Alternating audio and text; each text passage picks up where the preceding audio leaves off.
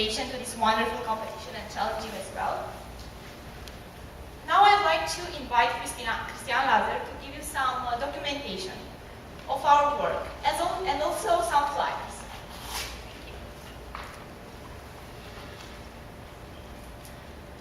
Okay. I have also a surprise for you. I have here a bar of traditional chocolate and a book of Romania. And in the end of our presentation, I'm going to ask you some questions. And the person from the public that will know the answer will get these wonderful prizes.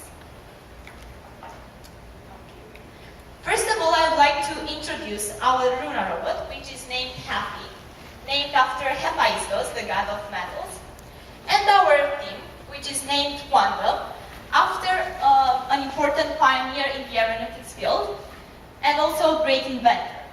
He invented the jet engine and is also famous for his Coanda effect. First contact. We begin this wonderful work in a pizzeria. And after the manager get us away because we invaded his place with tiny robots, we moved into a nice workshop where we spend most of our days and nights to finish this robot. We also made a plan in order to fulfill our dream, which was to build a capable robot that will meet all the criteria and tasks and to be autonomous as well. We also divided ourselves into departments, which is a good way to give tasks to anyone and also to know who is to blame if something gets wrong.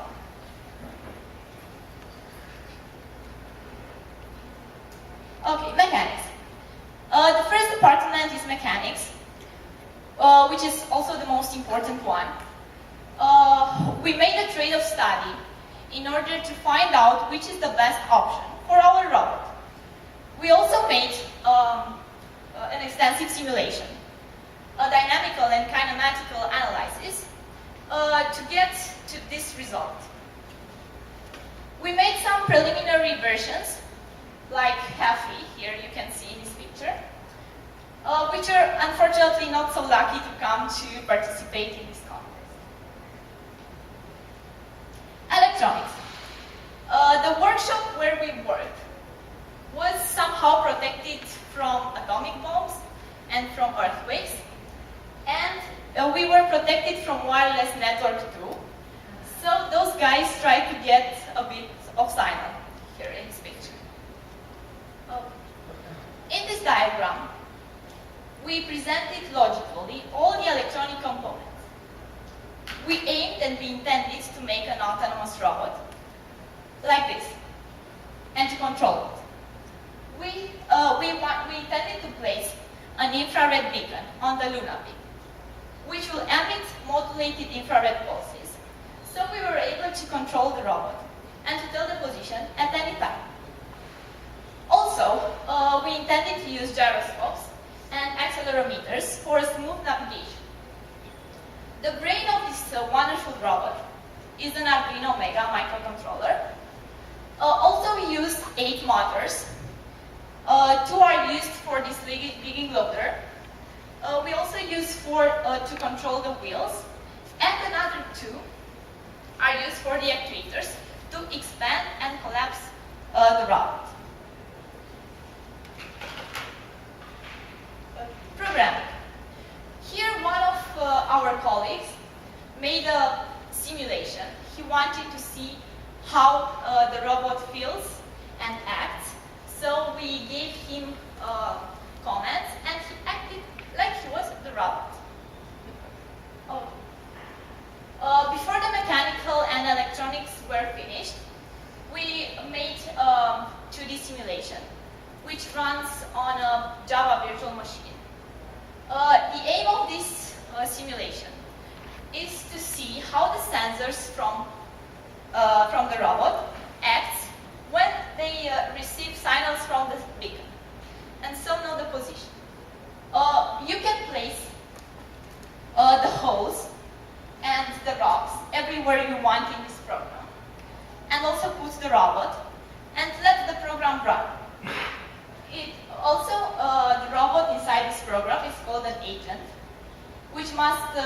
be robust and also solve the task.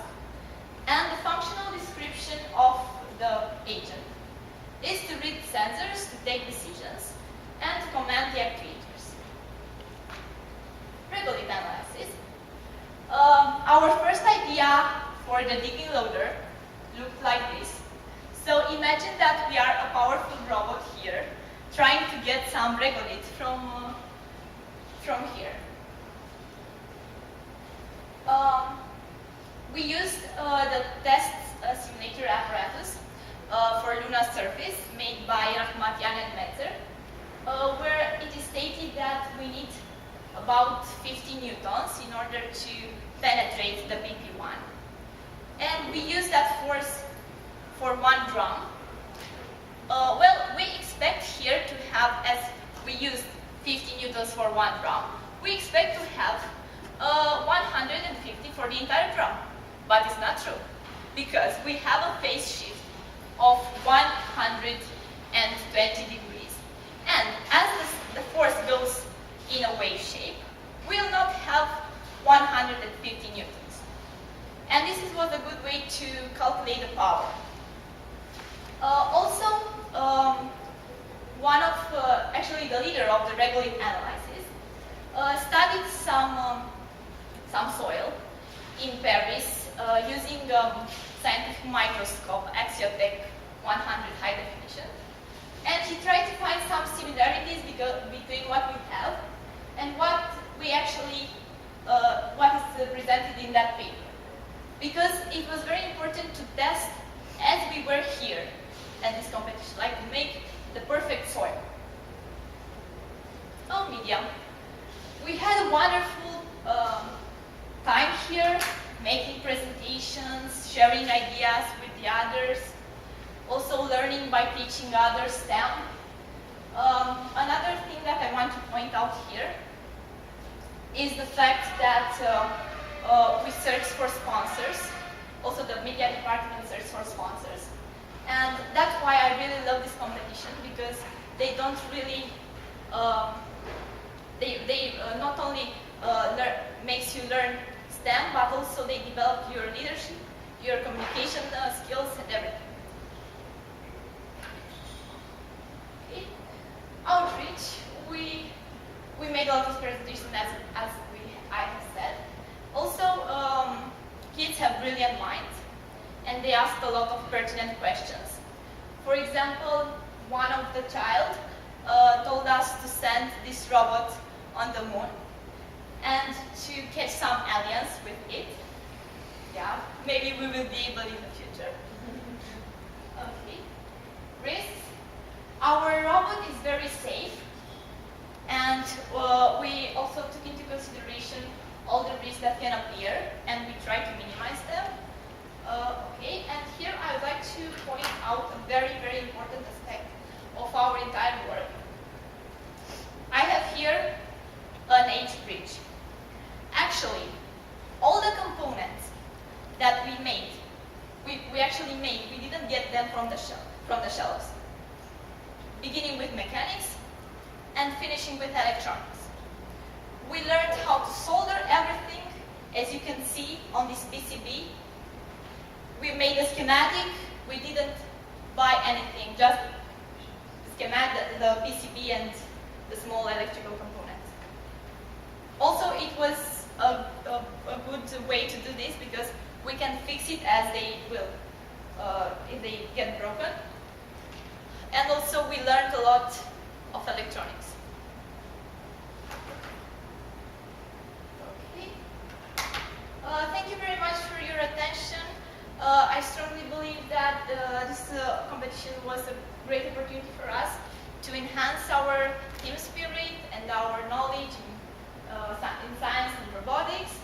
And we hope that in the future we will be able to be the pioneers of to participate in space colonization programs and exploration.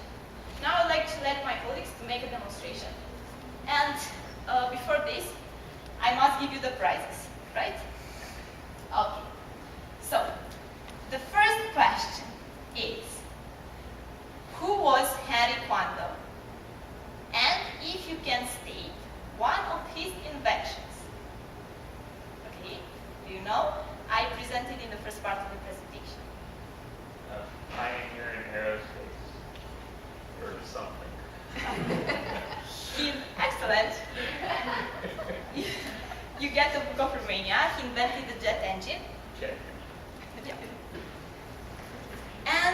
The second question is, do you know how many astronauts Romania has?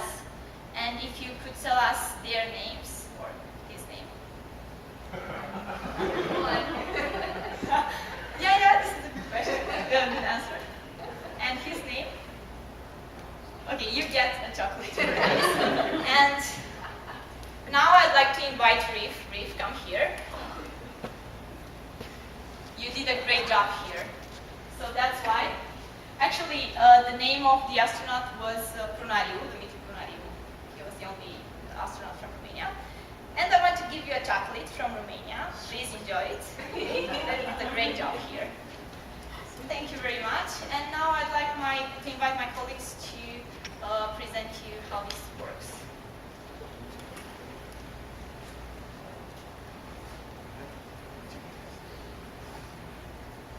Hello, my name is Giovanni Ivan. I'm studying control theory at the Faculty of Computer Science. And I would like to present our working robot. Okay. First of all, you received some small pieces that I would like to explain some inner workings. Okay. Basic idea. In order to make our robot autonomous, it was vital to make it to be able to read the sensors and know the position of the robot. So we thought of a positioning system.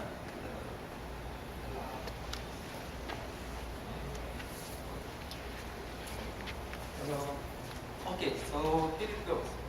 We have a beacon system, an IR beacon, which emits signals.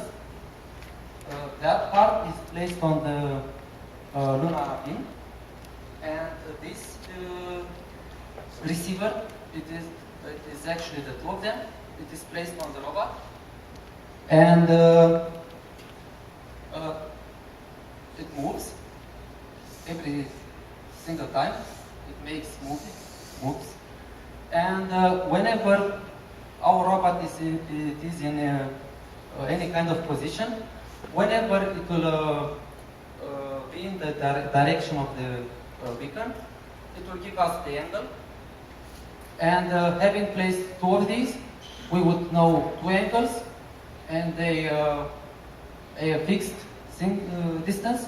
And this can help us to know the exact position in the whole area.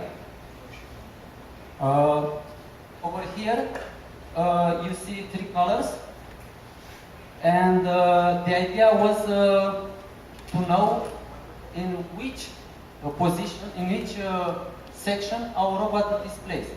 If our robot moves, and because of the obstacles, it is moved in the blue or red sections, then we would make a 90-degree move in the opposite direction, and it will be like a zigzag move, so that it will be all the time in the green area, and this way it will safely arrive in the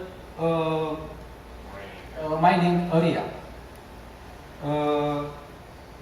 Again, we made big wheels so that we won't get stuck in the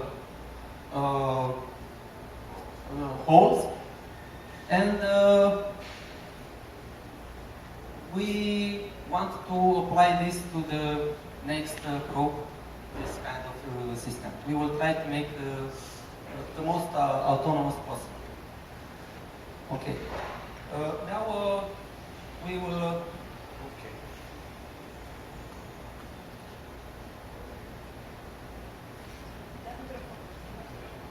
Is it? Okay, so our design is, we had problem, we had to collapse the robot in order to fit in the dimensions, so the wheels can collapse and open from each side from the computer. Right now it's almost open, so it won't tip over.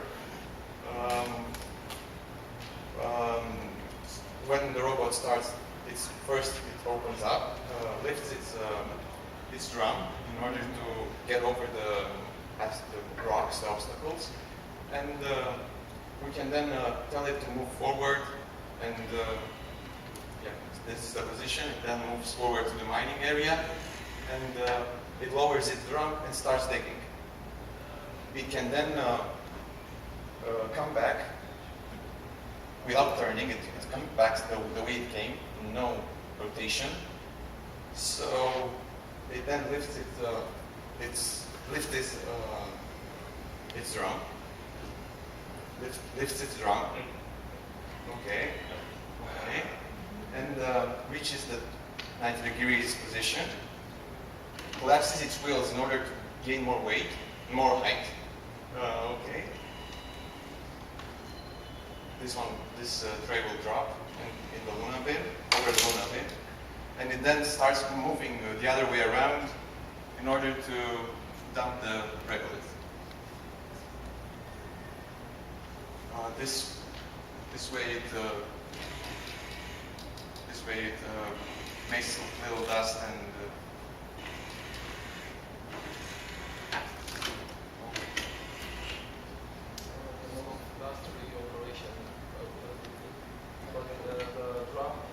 drum rotates very slowly, so it doesn't make a lot of dust. Another thing, we used aluminum because it's lightweight and fairly easy to drill and expose. We used also bearings that are sealed, so it doesn't get any dust.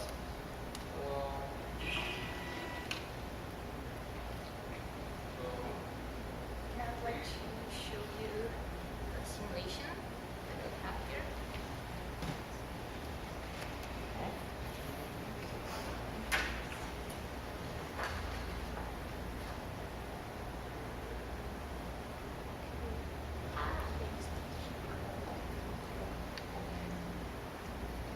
Yeah, these are bicycle wheels. from a floor How it expands actually. We have two ways of measuring the power consumption. One is using an off-the-shelf digital watt meter that you can read. Another way is transmitting real time to the command station. We put in series a resistor, a very small resistor, which will indicate the tension, the voltage drop would show the exactly amount of energy consumed of the whole robot. And to save weight, we used lithium polymer batteries. But we had some problem with that on transport because they didn't allow us to transport them on the airplane. So we have to buy them from a local hobby shop in Orlando. Yeah, they weren't cheap either.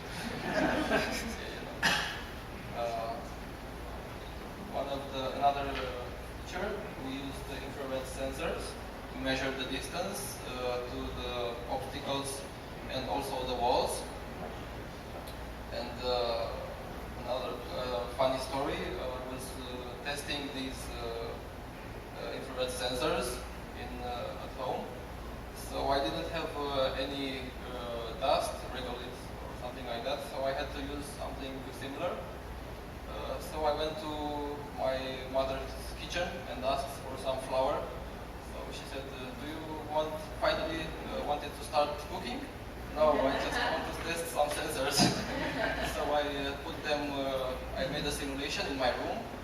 I put one of the sensors to a wall and started to churn some flour and see if the readings change. So I found out that they didn't change very much. It had to be a lot of flours to sense anything.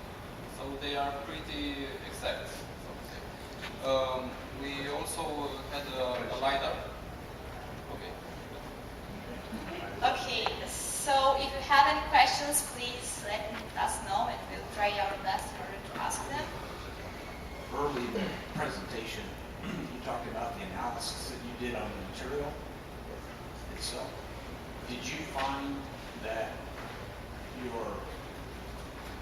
robot sank or went into the material about the same as you predicted from the work that you did?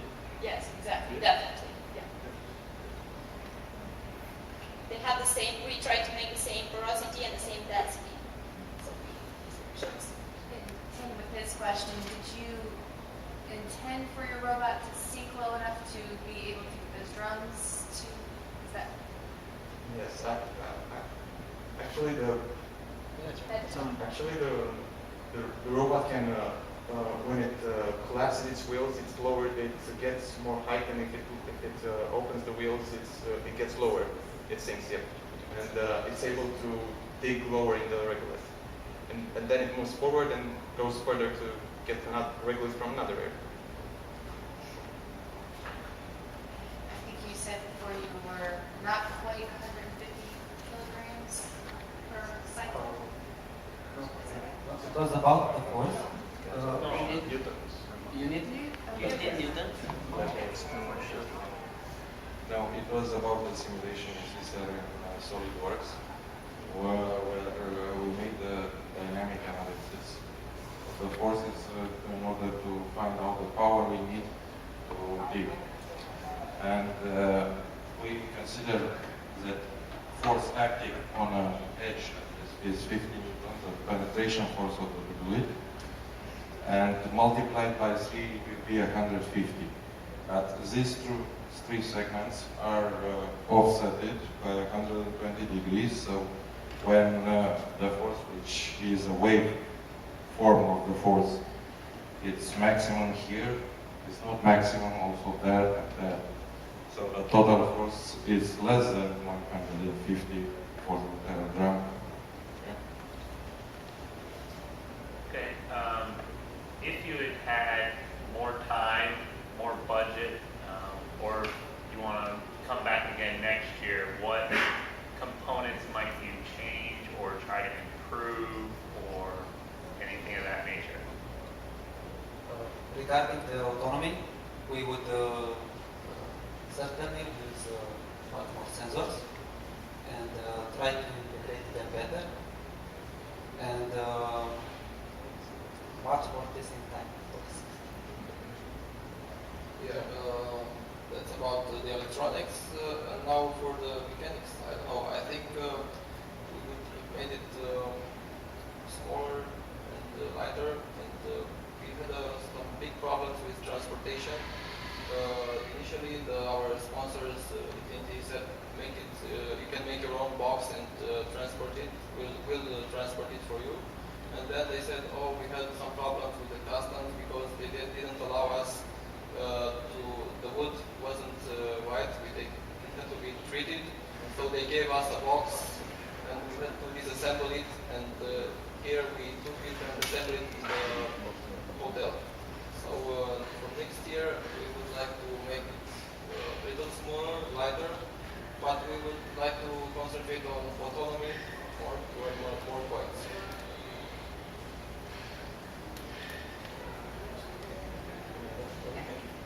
Thank you so much. Well done. I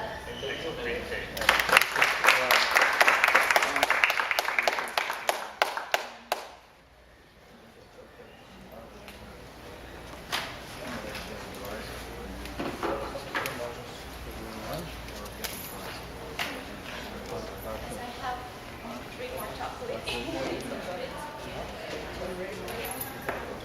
That's where you came from. Romanian chocolate. I don't know. She said to come by. Why? It's good. Oh, is it souvenir?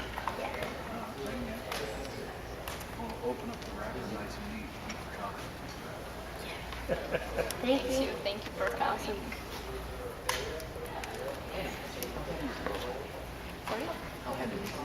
Oh, 44. Yeah, it's quite light. Have you had any problems with the wheels digging in the regular? No. Everything was fine. We didn't sink inside. Okay, have you had issues with trying to turn? No, not at all. Yeah. We don't get a good position as we spin to the wheel and we were oriented to the back east. So yeah, it was a good advantage because we just turned it to the left. Okay. No problem. What, Because we